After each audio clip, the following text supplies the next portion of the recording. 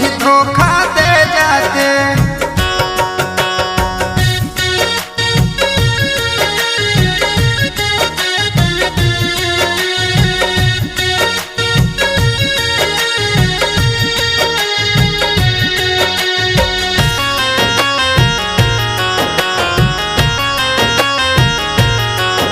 आंसू बहे भले कितना कोई पूछता नहीं, हालात